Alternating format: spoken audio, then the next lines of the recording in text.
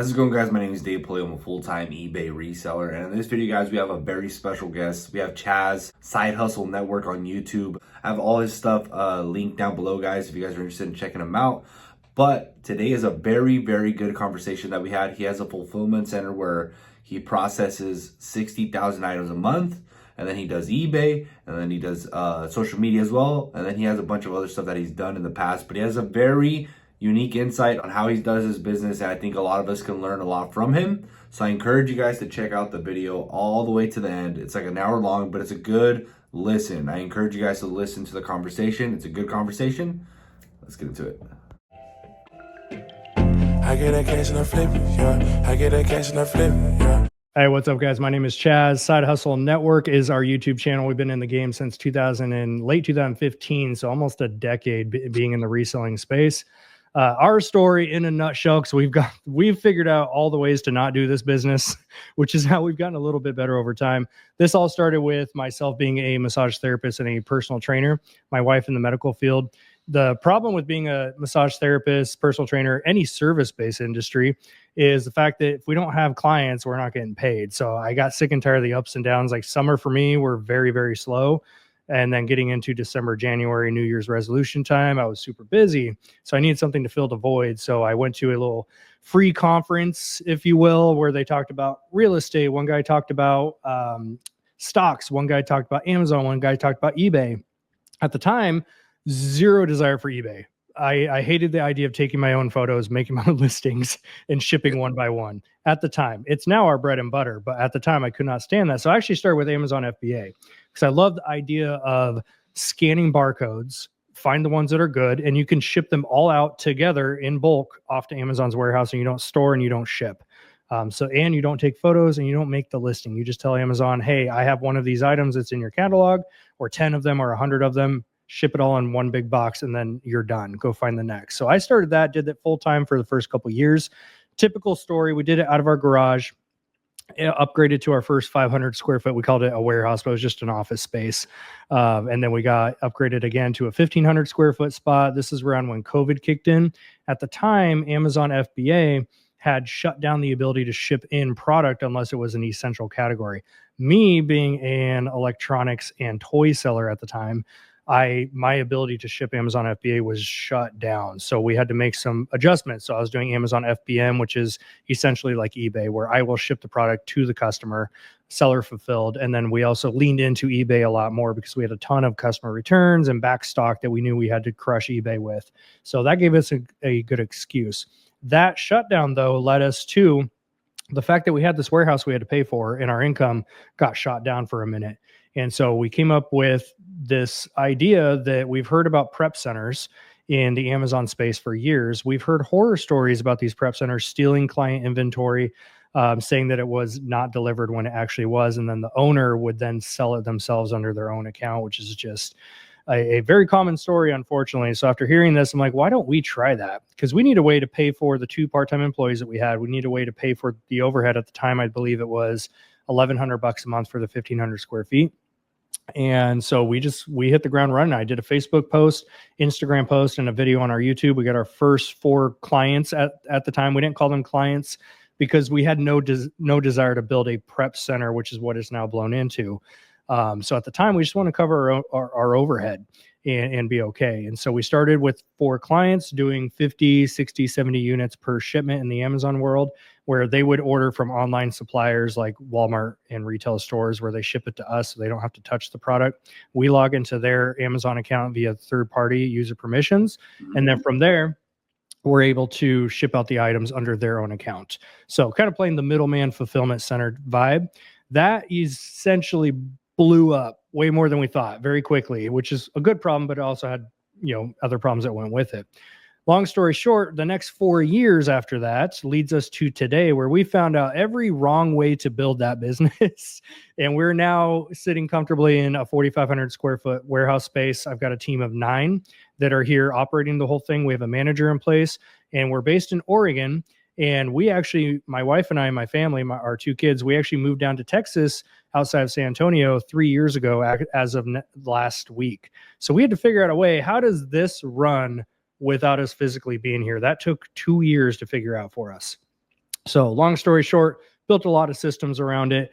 It's still operating full scale. I'm actually up here in the Oregon warehouse right now because we just took on some more clients, which are doubling our quantity that we typically ship out. So now we're going to be shipping upwards of 50 or 60,000 items per month as a business. So my job as an owner was to get my butt up here, which I have been for several weeks now, to figure out what that looks like. We tore down racks, we tore down shelving, we built new workflows, put up different types of racks on wheels that would work a little better with certain clients.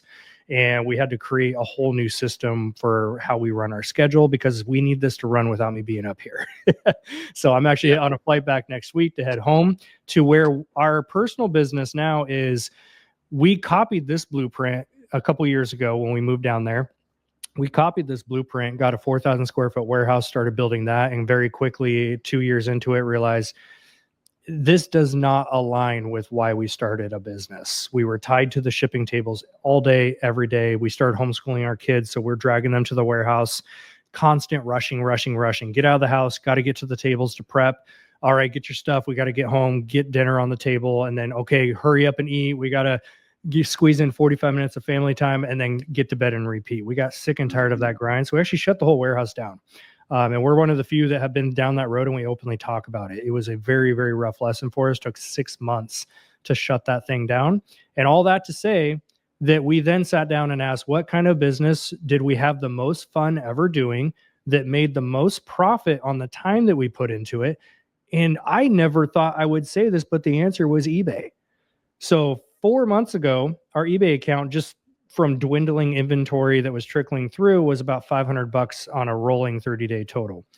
In 4 months, almost the exact same story as you actually is. I knew nothing about clothing 6 months ago, but it was constantly watching YouTube videos, letting those just roll in the background while I was taking photos, listening to other people sold comps, and then getting my butt in the thrift store. Especially in Texas, we have so much inventory with the clothing category.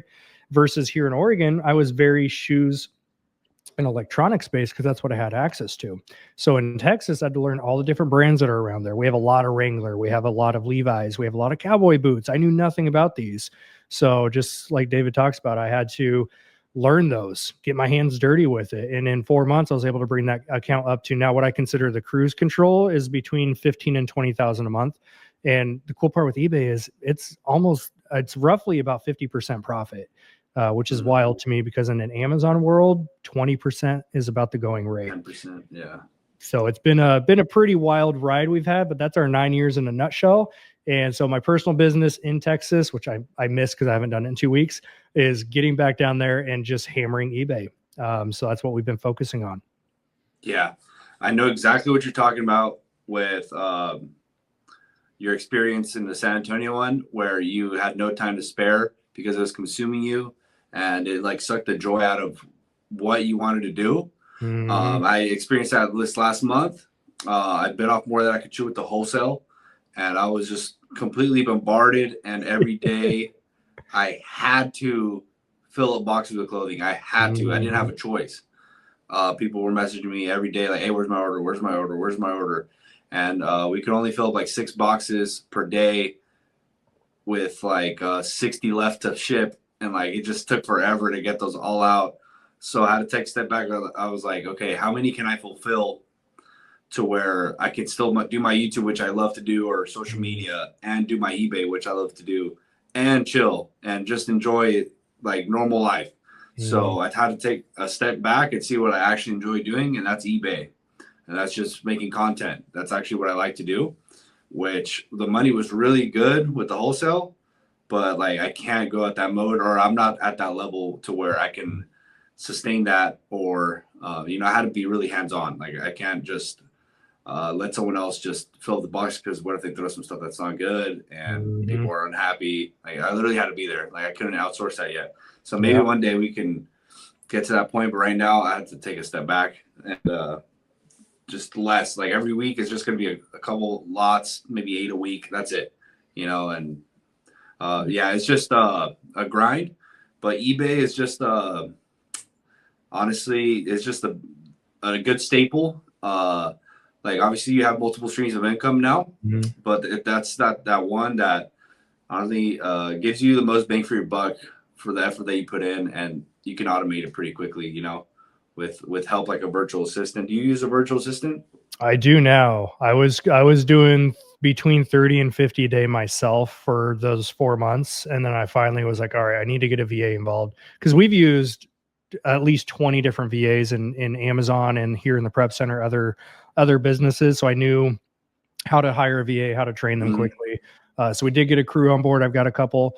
And our goal now is, my job on a daily basis is to give them at least between 60 and 75 item photos, and then they will go and list those overnight. And you know how great it is to wake up like, wow, there's 50 drafts in the folder. That's awesome. And then I'm pushing out about 30 a day. Seems to be that sweet spot. I played with 50. I've dropped it down, especially since I'm here. I made sure I had plenty of drafts while I was on this trip. I've just been pushing out 5 or 10 a day, which keeps the store going. I've got my wife shipping at home. I don't have to take photos while I'm here, which is great, but it's a different game when you get people involved, like a VA, because that does truly free up your time, especially if, for like me, I hate listing. That's the one piece of the puzzle I do not enjoy with eBay. I love doing photos. Obviously, we all love sourcing. I actually do the shipping myself on a daily, and it's part of my routine. I enjoy it. I like it. I mean, it's why we open a prep center. We enjoy the shipping part, the logistics, but the listing is one of the first and easiest things that anyone can outsource to.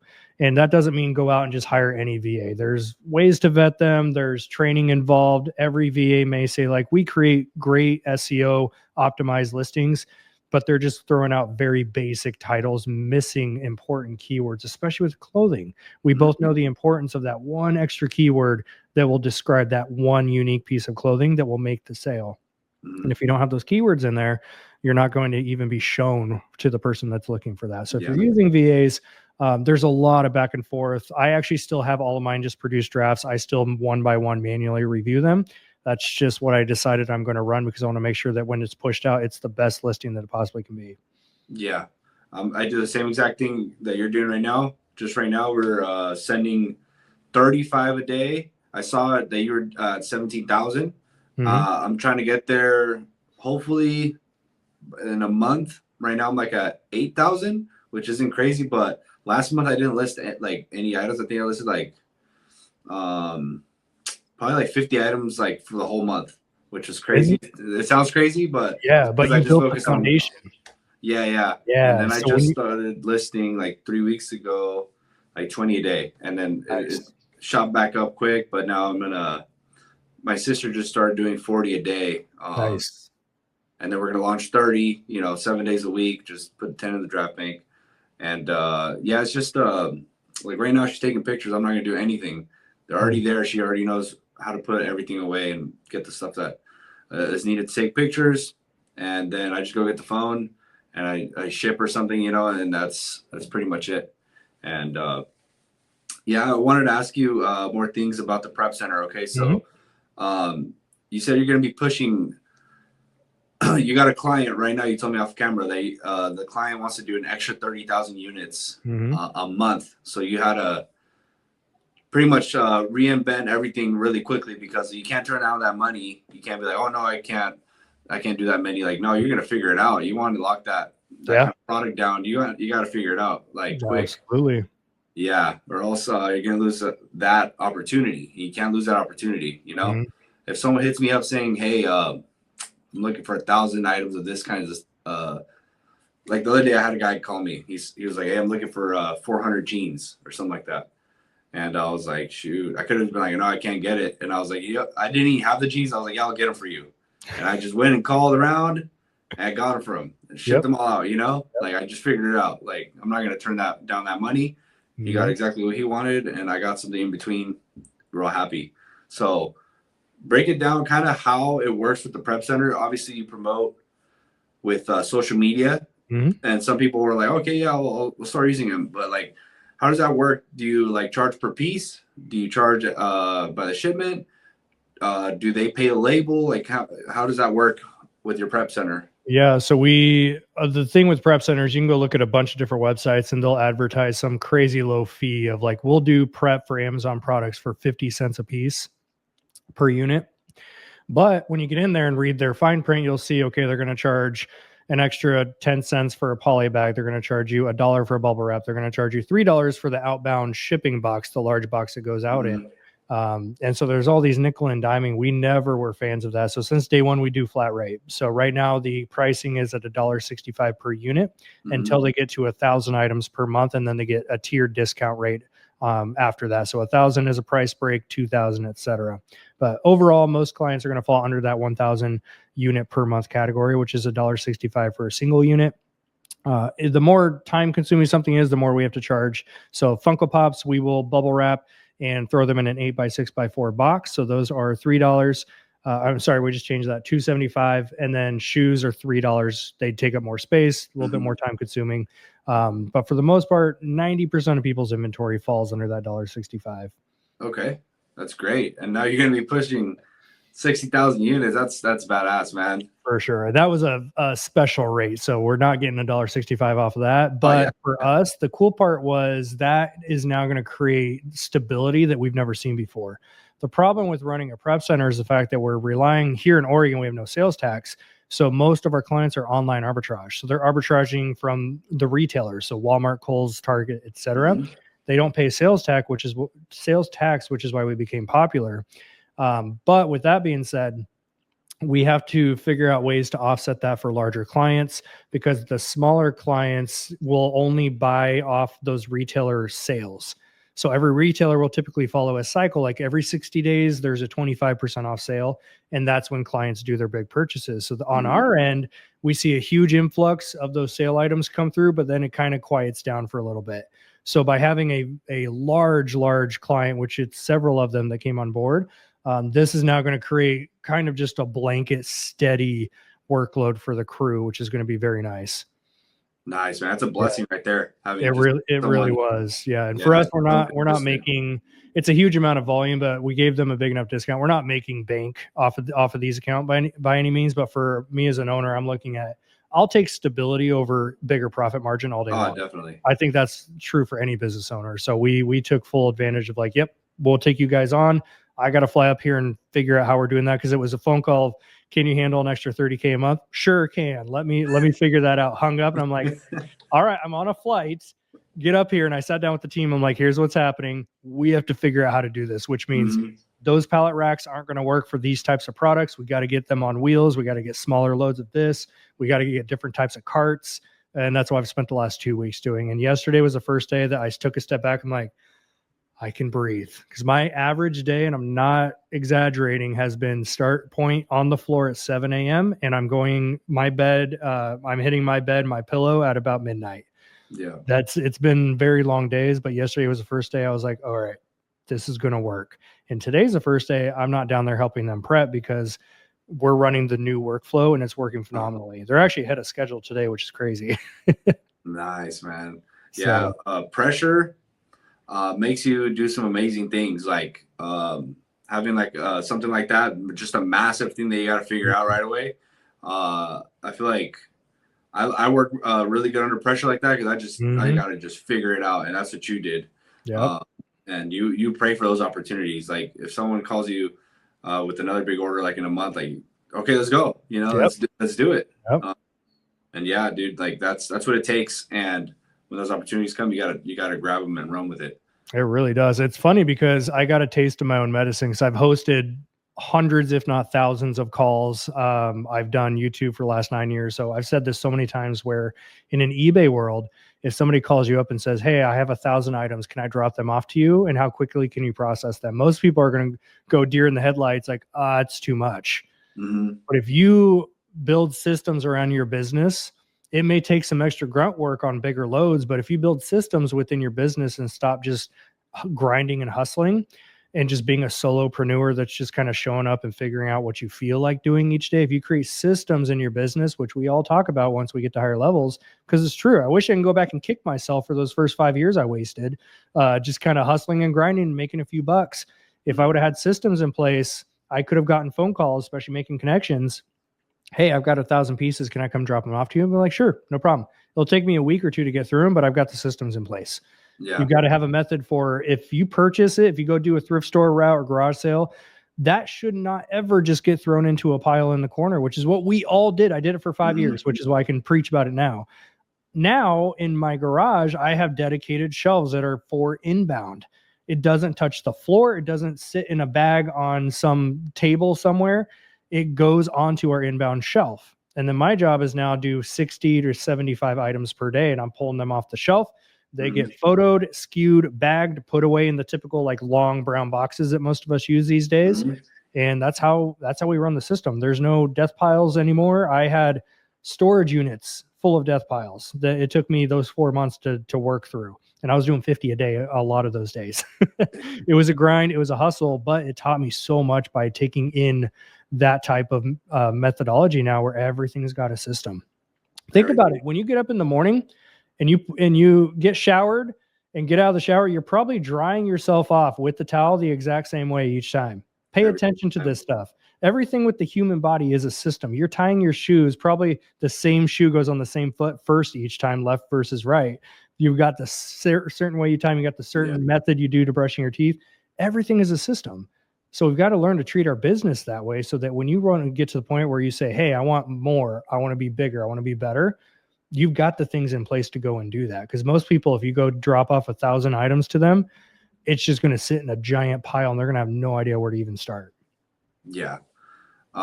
Speaking of the death pile, I think like my dad, he's the king of death piles. But it's funny because he has 18,000 listed in his store. Gosh. But I swear he has like 50,000 unlisted. That's wild. Back to California, I was in Odessa, Texas. I think it's like 4 hours from you. Okay, yeah. San Antonio. I was living there, and then like COVID hit. I was already thinking of quitting and doing eBay because my dad's 90-day total was like at 80,000. Nice. And like I was making like 90, but I had to work like 6-7 days a week for the whole year in the oil field to do that. And my dad was like, oh yeah, just kind of list here and there. And, and I was like, dude, like, why don't I just quit? And I just go hard on that. And then COVID hit. And then I was just like the perfect storm for that. But when I went over there, I noticed my dad just had thousands of things that were not listed. And, I was like, no, like as soon as I get something, I'm going to list it right away and just put it away. At that time I did YouTube. I mean, I did eBay for like a year and a half without even knowing about the YouTube people like Daily Refinement and Tech. I didn't even know about that until one day my buddy Colin Hayes, he was like, oh, check out this dude right here. He's doing like 40,000 a month. And I was like, 40,000 a month? I was like, I think I was like at 10. I thought that was crazy. I was like, nah, no one's doing this, dude. Yeah. I was just in my little bubble. And then that just opened our eyes to like what was possible with eBay. And then me and him were like, nah, dude, what the hell? If he's doing 40, we could do 40, or we could do 30 or, yeah, we basically that's when we hopped on the virtual assistant and then just really dialed in on systems and racks and boxes. Cause at first it was just tubs, throwing everything in there that we just been on that. And then when something sells, you got to be like, all right, I think it's in the back one underneath the shoes. Like you know where everything is, but there's no SKU system back then. Yep. Just in a tub of like, we did a lot of electronics. It was like, okay, all the cameras go in this tub, all the remotes in this tub. Man. Then you got to go dig. 60 items in one tub, bro. You're not going to find it. Well, wow. But it takes forever. Yeah. I get it. The amount of times back in the day when it was in our garage, the first 6 months, I was just Amazon FBA. I had no desire for eBay. My wife, on the other hand, she started to see the Amazon side take off a little bit. And she's like, I like the idea of used clothing. So we live, at the time lived same spot our warehouse is right now. We live about 45 minutes to an hour away from Hillsboro, Oregon, which is one of the best bins in the entire US is what some people have said. So at the time my wife was going up there every Thursday and she'd get 100 pounds of clothes, bring them back down and start photoing. And then I had Amazon returns coming in. I was doing a lot of outlets. So it was Nike, Under Armour, shoes, different things like that. And she finally was sick and tired of my customer returns death pile. So she's like, can I start listing these on eBay? So that's when I started helping her out with the eBay side. I'm like, all right, it's not that bad to take the photo and create the listing and then ship it out. So we started to scale from there. And then the amount of times, because we didn't have a SKU system, we had the bins, we had them in piles. the amount of times I'd be outsourcing and she'd call and be like, hey, this sold, where is it? And I'd be like, hey, which rack are you facing? Okay, it's the middle shelf on the right side behind the thing. But man, yeah, creating just basic systems. And people think when we talk about systems, we have some complex like spreadsheets and all. No, it's literally just even a basic system in the beginning is not skewing the item, but skewing the bin. A, B, C, D. That's how we started. So the camera is like, instead of 60 in a blank bin, you could do 20 in bin A, 20 in bin B. Like just come up with a basic level system is always my first tip. And later on, you can get more granular and complex with it, but none of this needs to be complex. Your time should be spent sourcing as much as you possibly can. And then that just funnels into a basic system, which allows you just easy work days. None of this, here's the thing with eBay, none of it is hard. We can all agree that the physical work of it, none of it is hard. Once you understand the logistics of eBay and shipping and the back end and all that, so basic SEO, none of it's actually hard. What's hard is show up and do it every day, no matter how you feel. And again, preaching from my experiences, I used to show and be like, I don't feel like doing eBay today. I'm going to focus over on Amazon. And I did that enough days in a row where I'm like, wow, eBay sales just went to garbage. Why? Oh, I haven't listed in 3 weeks. That's why. Or I listed 5, skipped 4 days and listed 3. There's something that clicks. And I know you've been in this same road these last few months with me too. There's something that clicks when you just non-negotiable make a contract with yourself that you are going to do 10 a day, no matter what. You show up and you do the 10 a day. There's something magical that happens called consistency, and the sales will start to boom. And then something even more magical happens. For some reason, 20 a day is like the magic marker that we've seen where sales almost doubled once we started committing to 20 a day, 7 days a week, non-negotiable. There's been days where I'm sick. There's been days where I'm crazy busy till 11 p.m. when I get home, especially with kids. We've got all kinds of activities and stuff we're doing. Get home at 11 p.m. after family dinner at grandma's. I still got to get those listings up. Like there's something that's got to click in your brain where this becomes a non-negotiable, because that's how a real at-scale business is ran. Any successful CEO out there, they didn't accidentally get there. They didn't get there because they showed up when they feel like it. They showed up every single day because it's what you committed to. Yeah. So everyone gets into the eBay game or Amazon or Walmart, whatever business. Any business is the same. A lot of people get into it because they got inspired. They had the spark of motivation. Cool. I want to do that. I had a haircut yesterday, and one of the hairstylists next to me caught word that I shop at Goodwill and I resell. And she's like, oh, you're one of those Goodwill people? I was like, yeah, I've been doing it full time for 9 years. She's like, I've always wanted so badly to make that a job. That'd be the best job in the world. And I instantly thought, I'm like, why haven't you? Yeah.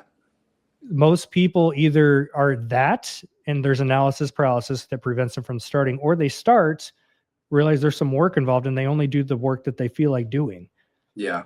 It's got to be non-negotiable. I know you've been doing the same thing too. Like, especially when you get to the point of having a team where you have virtual assistants, someone that can photo, someone that can ship. That's when you get to step back in an eBay sense as a true at-scale eBay owner, where you now get to just go source. That's kind of your full-time job, is go find more product, right? Whether it's wholesale, connections, thrift stores, whatever. But ultimately, we get to that level, we all love the sourcing part, and that's what we should all strive to be focusing on, because inbound product is what's going to control the rest of the systems that are happening. I never knew at all how to handle volume at scale until we started the prep center, because now it wasn't just my own product coming in. Now I've got 50 or 60 other people that are like, hey, we're all going to send you 5,000 items a month. Can you do that? And eventually I was able to say, yeah, we can. And then I got a phone call. Hey, can you handle 30? Not today, but give me 2 weeks. We'll do it. And sure enough, it only took me 2 weeks to get up here. Me and the team, we've been grinding and we figured it out. Hell yeah. You just got to figure it out. And you just get in a groove. Right now, okay, I've been working out. Like, I just made a video about this. It's kind of like working out. Like, I've been working out for 13 years. And I get in really good shape. I noticed that you work out as well. Sure do. I get in really good shape. I know exactly how to eat, how to count my calories, how much cardio to do every single day. And I can cut down and get really lean. And then I just, something clicks and I'm just like, all right, dude, I don't even care anymore. I'm just going to blow up. I'll gain 30 pounds like that. Oh, dude, And I then I feel you got to get there. back into it. Like after months of like just chilling, Yep. just eating whatever. And right now I like something just clicked again. Every single grain of rice, everything gets tracked. With eBay, like I said, I didn't list like consistently whatsoever because I was focused on the wholesale. I was like, I'll worry about that later. As soon as they clicked again, okay, 20 a day, 20 a day. Haven't missed a single day. I launch them at 5 in the morning. You just get back in that routine, and it's just a switch that you just click on wherever it is you want to do. If I want to be successful and lose my weight, I got to do every single day. I have to count my calories, do my cardio, and hit my weights. If I want to reach a certain amount of success with eBay, you have to, if you're trying to do 5 a day, do 5 a day or 50 a day or what depends on your goals, And right now, like you said, getting the product is our number one job at this point now when it comes to eBay. Right now, I just, through people on Instagram, I ordered like 350 pairs of shoes, and then I have like probably like 100 pieces of clothing right there. And I'm like, dang, I can, if I list that in the whole week, that's a monster week of listing, but I really don't even have to do anything in terms of, like I don't have to take the pictures. My sister could probably do them. And like, that's kind of like how I would like to do it. Like, and I can focus on this. I can focus on wholesale maybe a little more if we try to figure out the wholesale a little better. Mhm. But if like you can order it, or you can just go buy a bunch at once, or you go to the bins 2 days a week and you go super hard, you fill up your whole car and then come back and it just gets processed easily. That's how you really take off on eBay. When I was doing my electronics, I would buy pallets and it would be volume, like thousands of pieces. I remember like on accident, I would be making a ton of money, like 10,000 in a week in sales, because there was just so much product there every day. We could do 80 to 100 a day, no matter what, easily, because it was already there. So right now, as soon as the cash flow gets built up with eBay, like I'll probably just have, 500-600 items every week right there, to where it's either really clean, close to clean, or we just do a little bit of work and it just gets funneled in there exactly the same. And the only time it's hard on eBay is when you got to like build racks, move stuff around, Yeah. change something. So if you can start already kind of built out exactly how you want to do it, that's when it's easy. The other day I had to move racks and build boxes and get ready for a bunch more volume to come in. So it was just like physical work, and I was tired.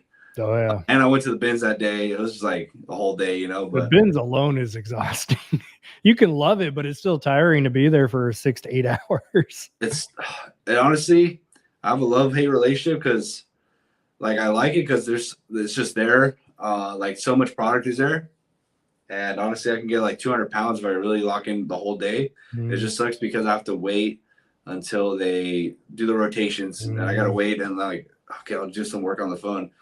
There's no place to sit. That's the only thing I like. So right now, Gotta get one of those. I saw an ad for the collapsible stools. Get one of those guys, a little backpack. Yeah, I was gonna ask him if it was cool if I did that, but honestly, if I can go one day to the bins and just wait all day, like okay, that day's for the bins, and just fill up the car and then order shoes or whatever, then that'd be more than plenty of product for now. If I want to scale more than that, you got to put in either way more work or order way more stuff, because sourcing 300-400 items that are actually good, it takes a lot of like actually good. Because when I first started with clothing, I was getting 300 in a day at the flea market, $1 a piece, but it wasn't good. And you're like, this is easy. What are people complaining about? Yeah, I was like, bro, I'm getting hella clothes. And then it was just like little shirts. Like I just deleted a bunch of stuff. I went through some old boxes of like the first ones I did. I was like, bro, what was I doing? Like, God damn. Because you can have I thought I kind of knew. Yeah, you can have a great piece, but if it's a men's small, it's like, why am I still sitting on this?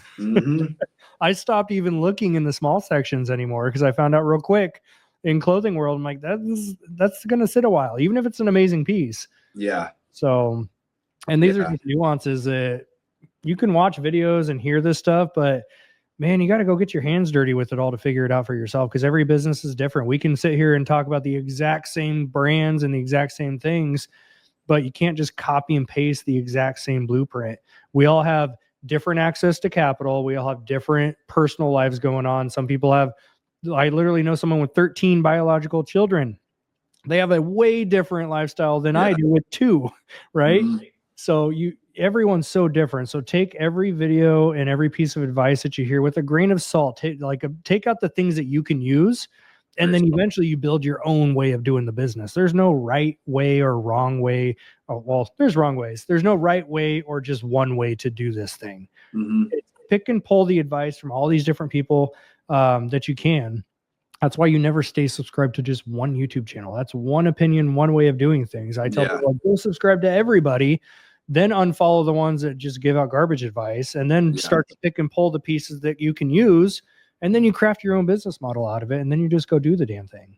Absolutely. And yesterday I was doing a coaching call with this lady, and she is trying to grow her social media. And she was like, she doesn't really have an idea of what she wants to do, but she wants to get into it. And I told her, okay, you don't have to reinvent the wheel. The people that are most successful, like extremely successful, okay, they invented certain wheels, or they created certain things. But for the most part, people under, you see what the really successful people did, and you kind of just take a piece from it and copy a couple of people and then make your own way of doing things. Mm-hmm. So I told her she doesn't have to create a whole new way of doing YouTube videos or Instagram reels. See what's already working with the people that you're inspired from and get a little piece from it, make it your own, That's what I've done with everyone that I've watched on YouTube. Mm-hmm. And I have my own little ideas and I just incorporate that. And that's what I've been doing, Yeah, it's all been done. And in the world of social media and YouTube, it's go look at the top videos and their performance that are just going off the charts. Find a way to make it your version, but you can just literally go and copy the ideas that everyone else has already done because it's already out there and the viewers have shown that they enjoy those types of content. And so then you can take the main idea, and then if you want to go bubble chart mode on it, you take the idea and then branch out. What are 10 other videos around that same topic that I can make? There's so many ways to do all of this. Business, Instagram Reels, YouTube. There's so many ways to do it all. Absolutely. Right now, how many subscribers do you have on YouTube? So my YouTube journey has been a bit different than most. We had a very, very fast and hard growth to 100,000 in under 2 years. I think it was 2 years, maybe 3 years. From 2000, I did my first video December 2015. And before that, I do have older channels that are in the fitness world. So I wasn't new to YouTube. I just made a brand new channel just for reselling back then. And I just got up there and said, hey, my name is Chaz. I've been doing this Amazon thing. I made my first $1,000 in sales. I'm just going to document the journey. So we've been doing that ever since.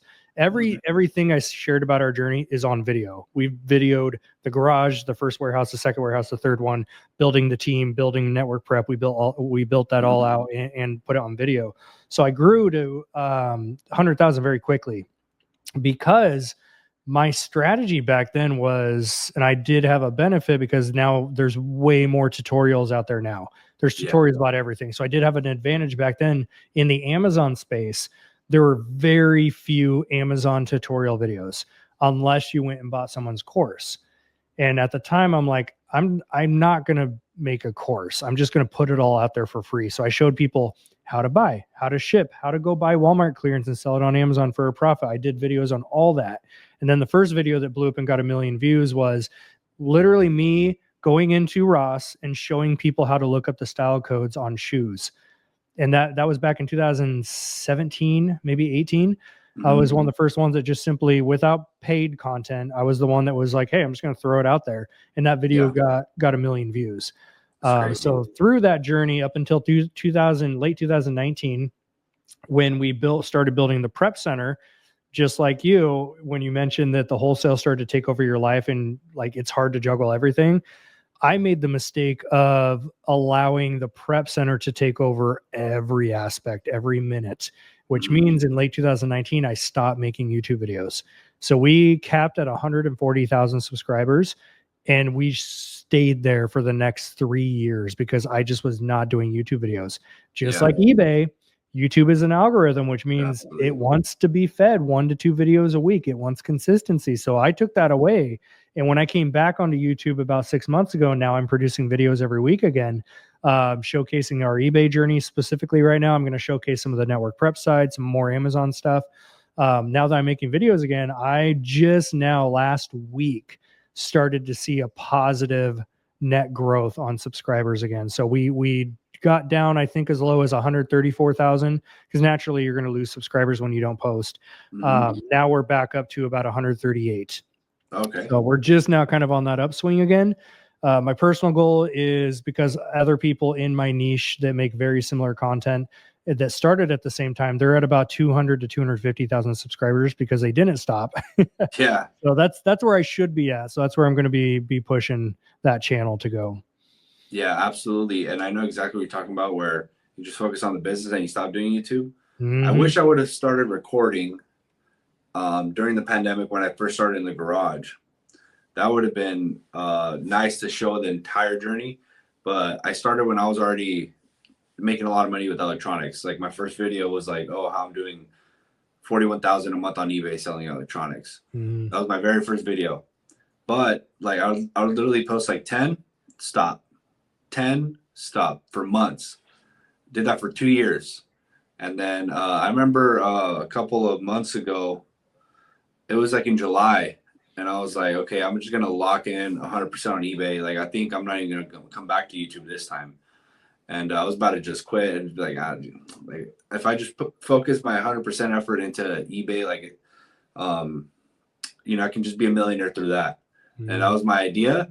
And then one of my friends was like, nah, dude, don't quit. Like, I feel like you don't really try. That's a good friend if they can say that to you. That's a hard friend to find. Yeah, no, he's a really good friend. Like he's been my friend I met him in Oklahoma. Yeah, really good friend. And he was like, dude, honestly, just give it another shot. And I was like, I don't know, bro. He's like, nah, I'm gonna make the video tomorrow that I'm gonna quit, and they're never gonna see me again. And then literally, but yeah, it was like on and off, on and off, on and off. And I was like at 7,000 subscribers in August.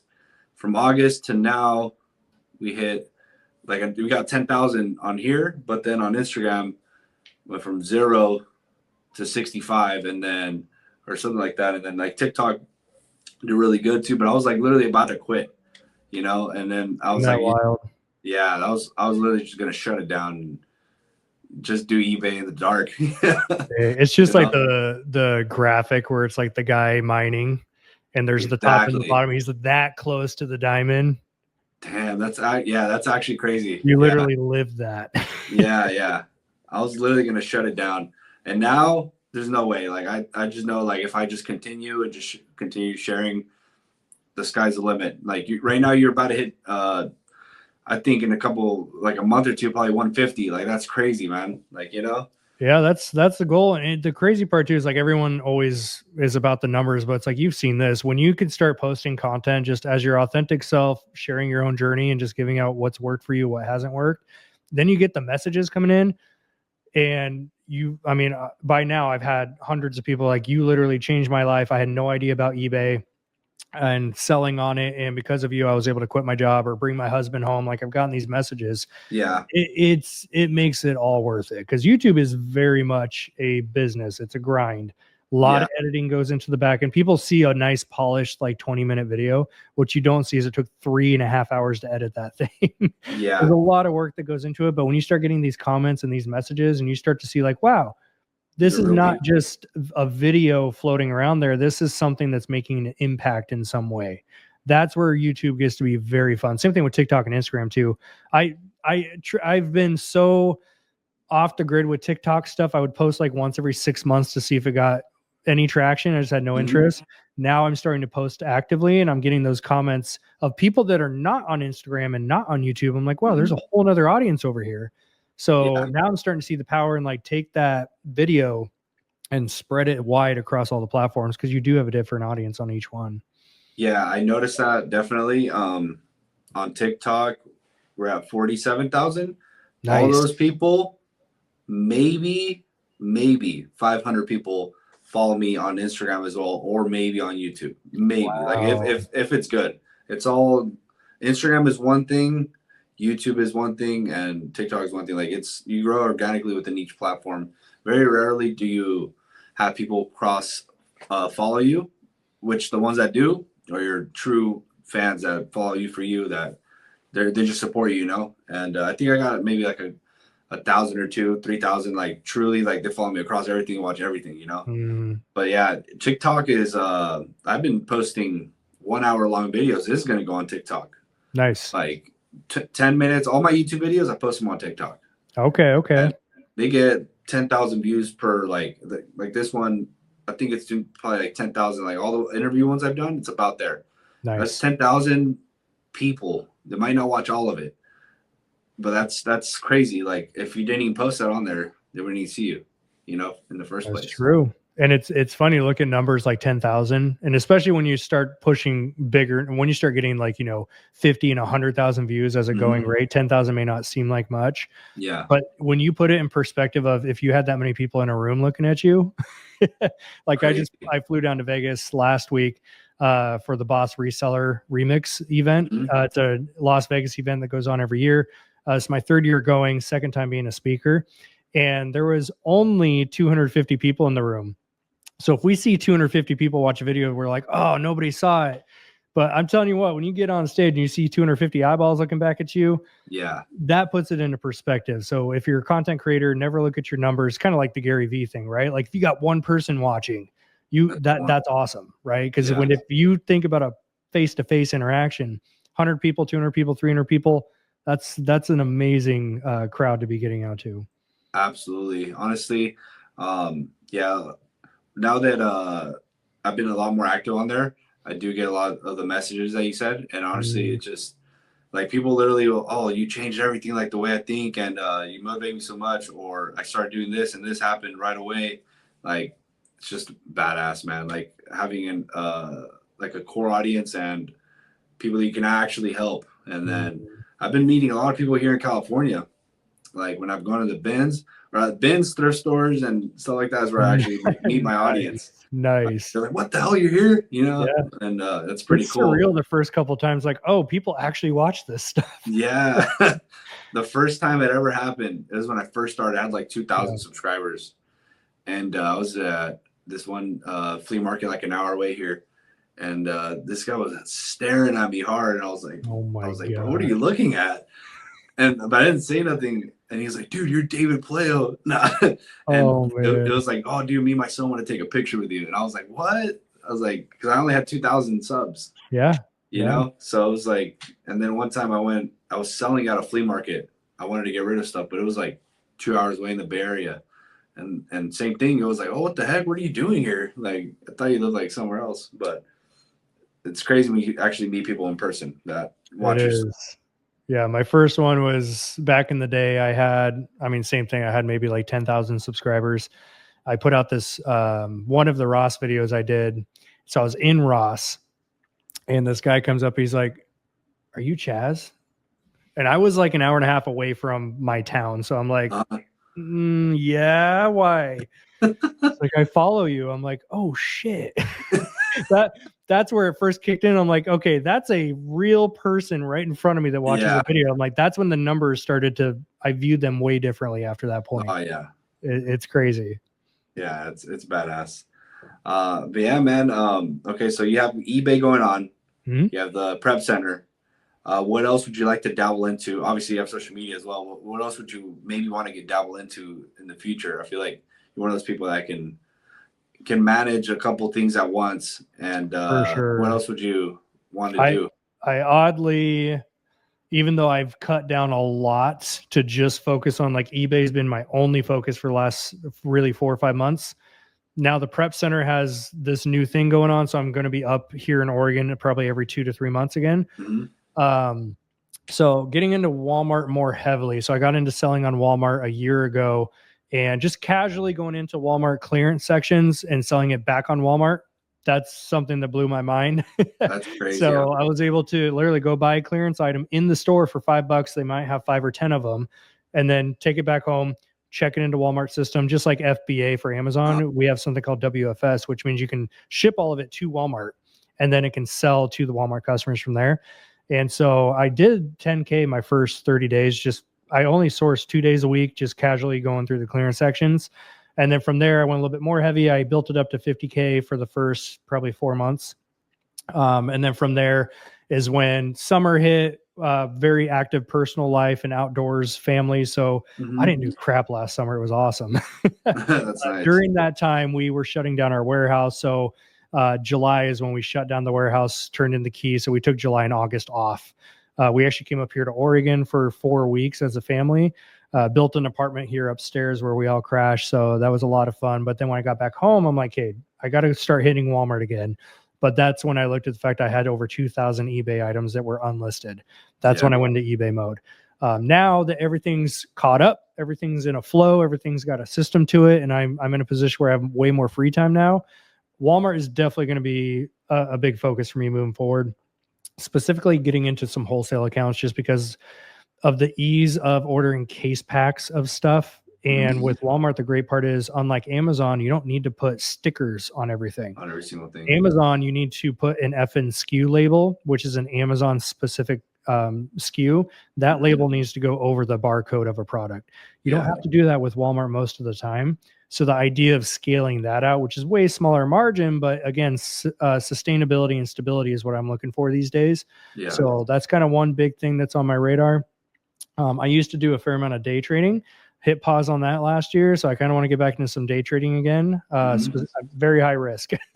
Don't just jump into that world, because I do day trade options at open.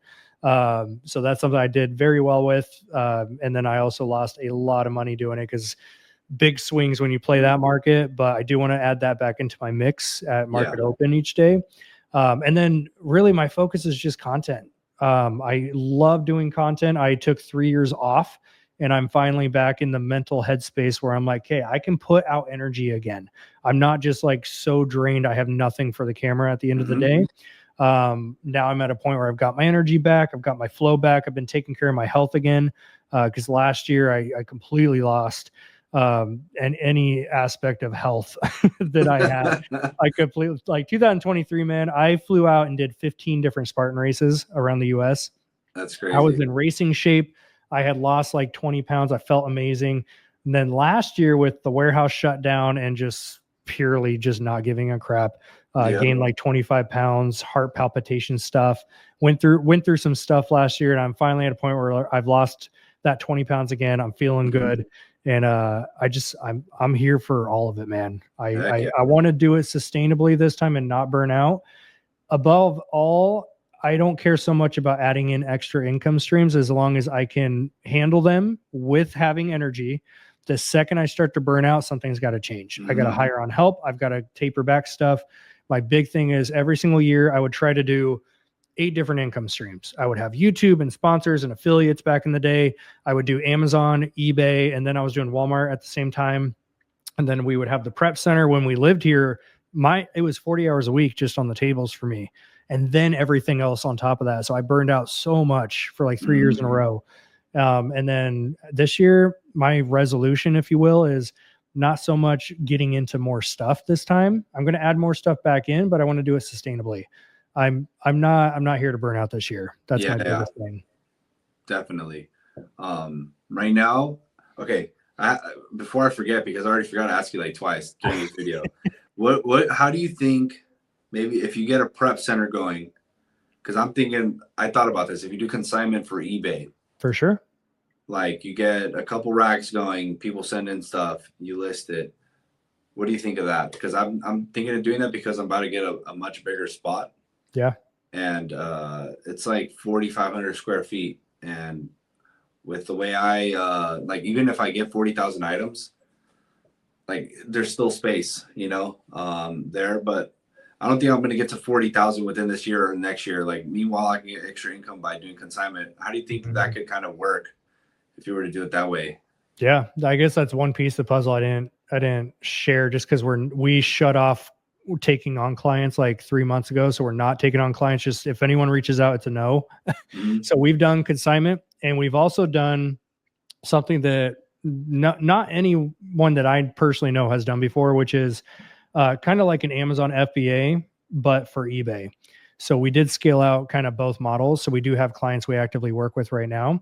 They've been with us for about 1.5 years, 2 years. So the consignment model, I have 3 people we do this with at scale, and they're Amazon sellers that have restricted items, stranded IP claim issue items that are still brand new in the box, but they have to get recalled. They can't sell them on Amazon anymore. So those come to us in Texas, and then we list them on our eBay account. We sell them at a split. So the consignment method. So I do actively do that. Hundreds and hundreds of pair of shoes every single month. So if you want to talk in detail on how we do that, I'm more than happy to hop on another call with you too.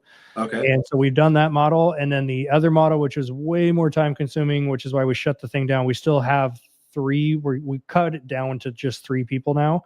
But you in a thrifting world could ship everything to us. And then on your eBay account via third-party user permissions access, we would go in, we would take the photos, we would list them to your account the same way a VA does. And then when it sells, we ship it out on your behalf, and then we collect a fee. Gotcha. So it's almost like a reverse consignment method. The cool part with that is when you do consignment on your own account, the problem is you then have to issue a 1099 to them because you gave them income. Towards the end of the year, you have to issue that 1099. Or you can write it off as an expense. Talk to your CPA if you get into that world.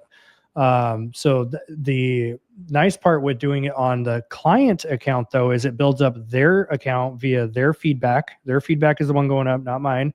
And the direct deposits go into their account. So the accounting side, I don't have to do like commission splits and all this stuff. Because the problem with consignment is you do have to track via a software or a spreadsheet. You have to track the net payout per item, because that's usually what you're going to do that split on. So there's 2 ways to handle that we've done.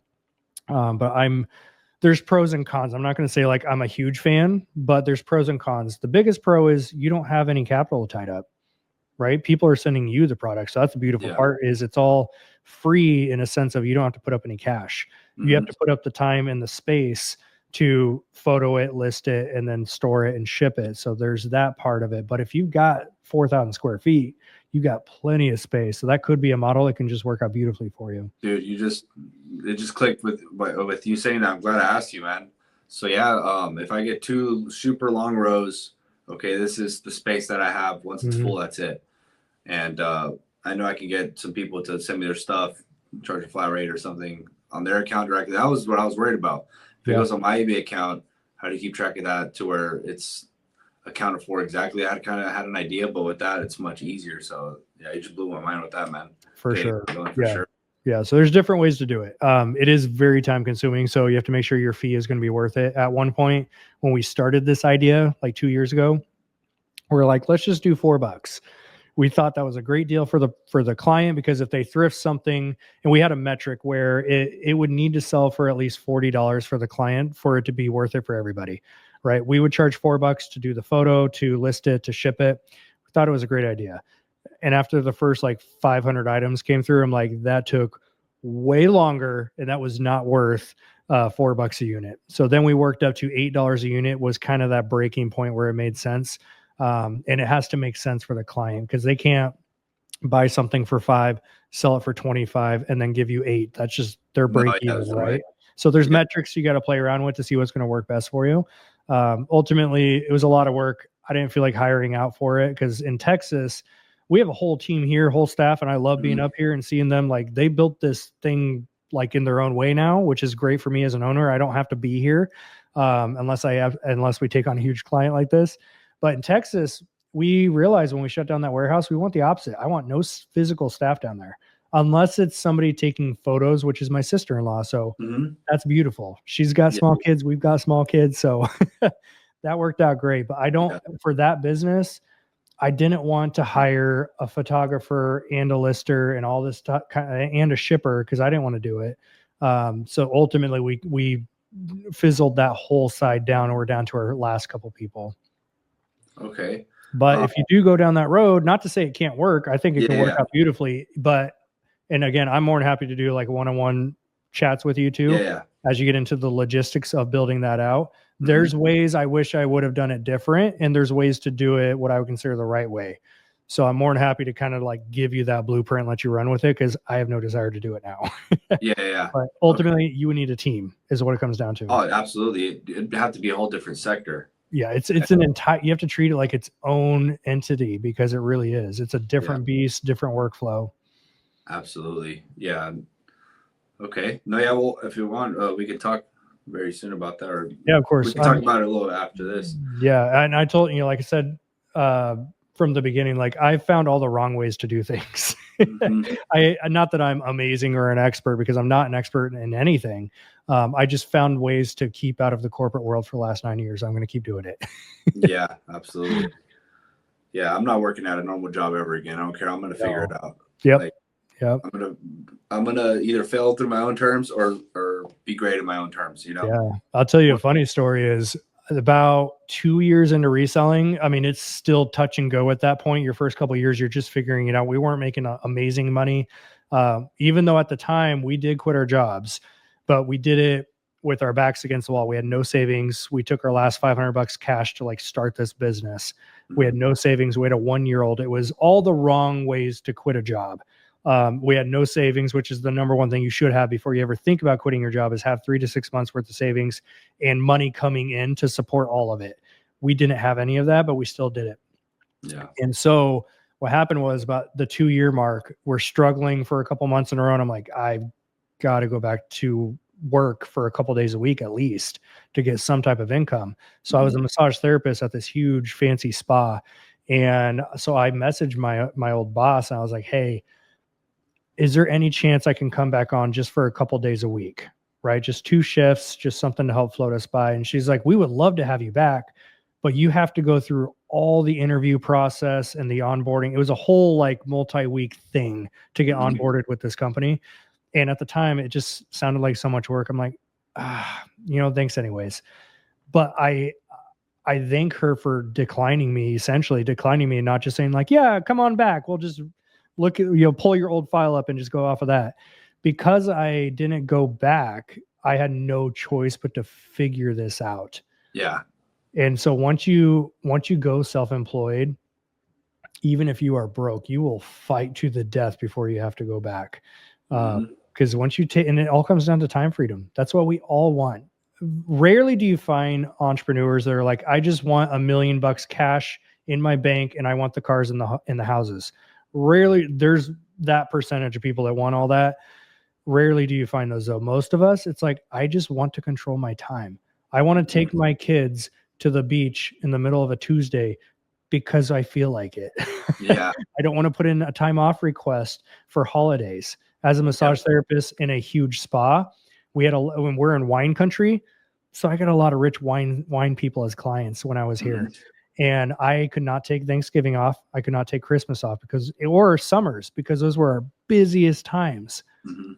And so when the first year where I got to show up for Thanksgiving dinner and it didn't have to be pre-scheduled around me, and the first time I got to show up to Christmas, and the first time I got to go camping for a full weekend during the summer, I'm out. I'm not coming back. I Yep. won't. Yeah. And I have something similar as well. When I was in Texas, I was new over there. If it was up to me with what they were paying me, I'm working 80 hours a week.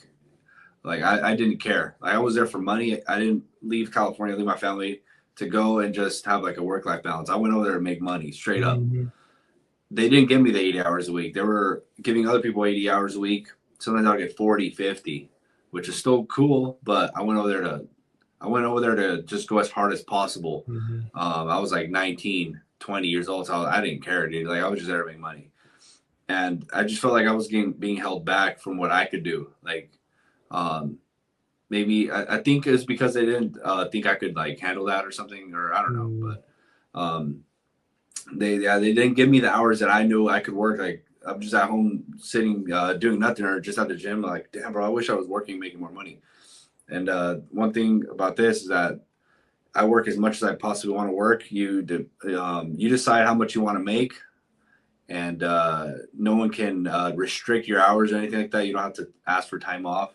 Mhm. I work more than I used to when I was in that job, but the pay is totally different. And then it's exponential growth, like over time, the compounding effect. My first year, 2 years of YouTube money, like, okay, with social media sponsorships and all that stuff, the first year I probably made $500 across the Mhm. whole year. last month, I think we did like $5,000 across all social media, like just Nice. exponential, Yep. you know, and it's just going to keep going. What if I just keep going, keep going, keep going? What's it going to look like with sponsorships and all that? It's mainly sponsorships because YouTube Yeah. doesn't pay out that much, and the TikTok is crazy. Like, the biggest payout I got on there was like $1,400 for the month on just views. No way. I got to pick your brain on that at some point. I'm not monetized on TikTok at all. Yeah, dude, it's freaking. I gotta figure that code out. No, you know what's funny? You know when it was gonna get banned, like on the New Year or whatever. Yeah. I remember I got that check for 14, and I was like, "Oh hell no, bro! I barely started. Hell no! Like, oh man, that's rent right there. Like that shit cannot go away. You know." Yeah, that was funny, but luckily it didn't go away. But yeah, TikTok pays way better than I think all of them. Like it's crazy. Okay. Good to know. Yeah. But yeah, man, it was a great combo. Let's chat a little bit after appreciate this. you, man. Absolutely. Yeah, I think it's a great video for the audience. It's going to be on TikTok and YouTube. And yeah, guys, comment down, guys, what you guys thought of this conversation. Definitely want to have you on in a couple months. Maybe we can run it back, you know. Absolutely. Yeah, it's gonna be dope, man. We're gonna keep growing together. Awesome. Appreciate you, man. All right, guys, we're gonna catch you guys later. All right, see ya. Peace out.